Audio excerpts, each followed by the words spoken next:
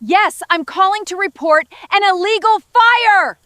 It's just a barbecue, Karen. He is endangering the whole neighborhood! The day started with a quiet backyard barbecue beside my pond, but it turned into the moment that destroyed the most arrogant HOA board our neighborhood had ever seen. I was flipping burgers for my family when an HOA board member marched onto my property, screamed that I was violating community rules, and called the police before I could even respond. She stood there smiling, convinced the officers would force me to shut everything down. What she didn't know was that I wasn't just another homeowner she could intimidate.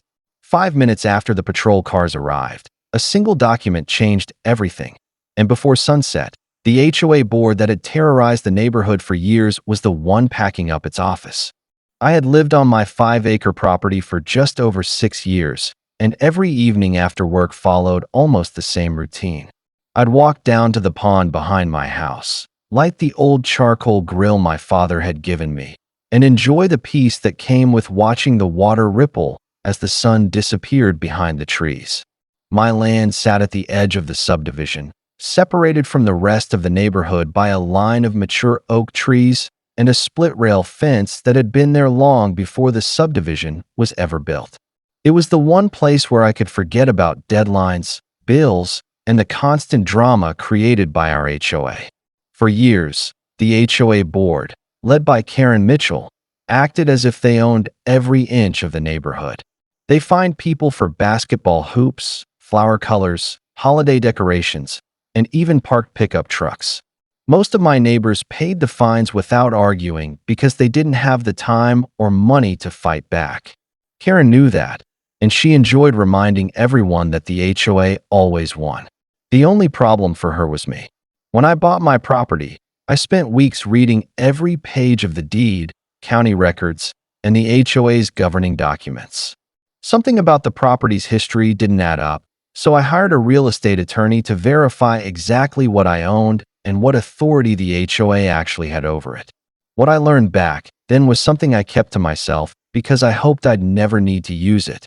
That Saturday afternoon, my wife and kids were setting picnic tables beside the pond while burgers sizzled on the grill.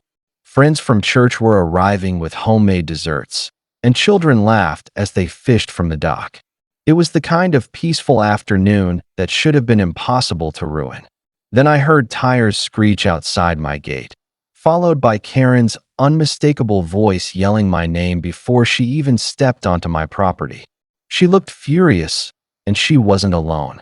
I set the spatula down and walked toward the gate, trying to stay calm before the situation got out of hand. Karen stood there with 2 other HOA board members, each holding a clipboard like they were about to conduct an inspection. Without even saying hello, she pointed at the smoke rising from my grill. "You violated the HOA fire safety policy," she snapped. "You're hosting an unauthorized gathering, and that pond isn't an approved recreational area. This event is over." I couldn't help but laugh. "Karen," I said, "this is my property. My family is having a barbecue." She folded her arms. Not for long. Before I could answer, she pulled out her phone and dialed 911. Loud enough for everyone to hear. She told the dispatcher there was an illegal open fire, an unsafe public gathering, and an aggressive homeowner refusing to comply with HOA regulations. My guests stood in stunned silence. My children looked at me with worried expressions, while my neighbors watched from across the fence, expecting another scene where Karen bullied someone into giving up. Within minutes, 2 county sheriff's deputies pulled into my driveway. Karen greeted them with a confident smile, already pointing at my grill as though she had solved a major crime. "Officers," she announced, "this homeowner is violating HOA rules and refusing to cooperate. I want this gathering shut down immediately." One deputy looked at the grill, then at the pond, then back at Karen. He asked me a simple question. "Sir, do you own this property?" "Yes," I replied, reaching into the folder I always kept inside the house.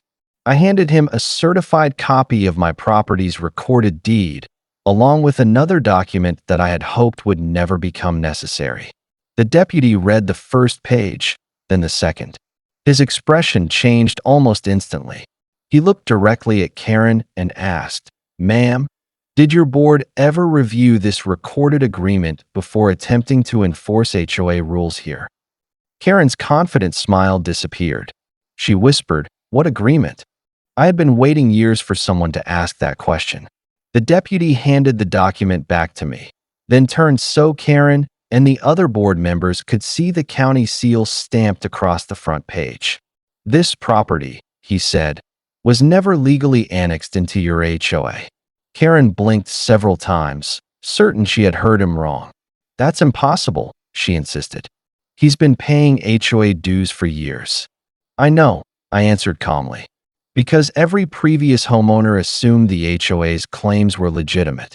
I stopped paying after my attorney uncovered the original development records." I opened the folder again and pulled out a certified copy of the subdivision plat recorded nearly 30 years earlier.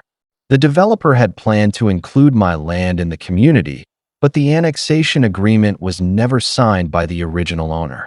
Without that final signature, the property remained completely outside the HOA's legal authority, even though every board since then had acted as if nothing was missing. The deputy nodded. "The county recorder's office confirms this document is valid." Karen's face turned pale. One of the other board members slowly stepped away from her, realizing the situation was much worse than anyone had imagined. "But we find him," another board member muttered. "For years," I replied, "and I've kept every notice, every invoice, every threatening letter, and every canceled check." Silence settled over the backyard. My neighbors had gathered along the fence, listening to every word. Some looked shocked. Others looked angry, as if they were wondering whether the HOA had been making similar mistakes with their own properties.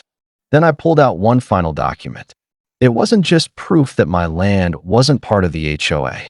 It was the recorded lease for the small parcel where the HOA clubhouse, mailbox pavilion, and parking lot had been built decades earlier. The lease had one clause no board had bothered to read. And today, for the first time in 25 years, I had the legal right to terminate it. Karen stared at the lease in disbelief before grabbing it from my hand. She flipped through the pages as if she could somehow change the words by reading them faster. "This can't be real," she whispered. "It is," I replied. "And you should probably read Section 12. One of the deputies leaned over as Karen found the highlighted paragraph. Her face drained of color. The lease had been signed 25 years earlier between the subdivision's original developer and the previous owner of my property. It allowed the HOA to use a small corner of my land for the clubhouse, community mailboxes, and parking area for just $1 a year. In exchange, the HOA was required to acknowledge that my property remained permanently outside its jurisdiction and could never be subjected to its rules or assessments. There was one more condition. If the HOA ever attempted to regulate my property, issue fines against me, or falsely claim authority over my land, the lease would immediately terminate upon written notice from the property owner. I smiled and handed the deputy a sealed envelope. I mailed this certified notice to the HOA attorney yesterday morning after Karen sent me another violation letter. He checked the postmark and nodded. "It's legally effective." Karen looked like she might collapse. "You planned this?" she asked. "No," I answered. "I warned your board 3 different times to verify your authority before harassing me. You ignored every warning." By then, several neighbors had walked over from the street. Word spread faster than I ever imagined. People who had spent years paying questionable fines were now listening as the deputies explained that this wasn't a criminal matter. It was a civil property dispute, and the documents appeared to support my position. Then the deputy turned to Karen. "Ma'am, your board no longer has permission to occupy that portion of this property. You'll need to coordinate with legal counsel to remove your facilities." The woman who had called the police expecting me to be removed had just learned her HOA was the one being forced out. And this was only the beginning. The following Monday, the neighborhood looked completely different. Instead of sending another violation letter, the HOA's attorney requested an emergency meeting. By then, News of what had happened had spread through the entire community. Homeowners who had stayed silent for years suddenly began asking difficult questions. They wanted financial records, copies of old property documents, and explanations for thousands of dollars in fines that had been collected from people who were too intimidated to challenge the board. During the meeting, my attorney presented the original recorded lease, the county records, and every certified notice I'd sent over the years warning the HOA that it had no authority over my property. The board had ignored every one of them. Within 2 weeks, Karen resigned as HOA president. The remaining board members voted to dissolve several enforcement policies while they hired independent legal counsel to review every property in the subdivision. They discovered multiple administrative mistakes dating back to the neighborhood's original development, including improper enforcement actions against several homeowners. As for the clubhouse and mailbox pavilion, the HOA negotiated a new lease with me, this time at fair market value and with clear legal boundaries that everyone understood. The agreement also required the HOA to reimburse my legal expenses and refund every dollar they had improperly collected from me over the years. The funniest part? The same neighbors who once avoided speaking to me now stopped by my pond almost every weekend. We'd grill burgers, fish from the dock, and laugh about the afternoon Karen thought calling the police would be the easiest way to bully another homeowner into submission. She expected flashing lights to end my barbecue. Instead, they illuminated decades of legal mistakes that her own board had ignored. If there's one lesson I learned from all of this, it's that the loudest person in the neighborhood isn't always the one who's right. Sometimes, all it takes is one forgotten document, one calm response, and the courage to stand your ground.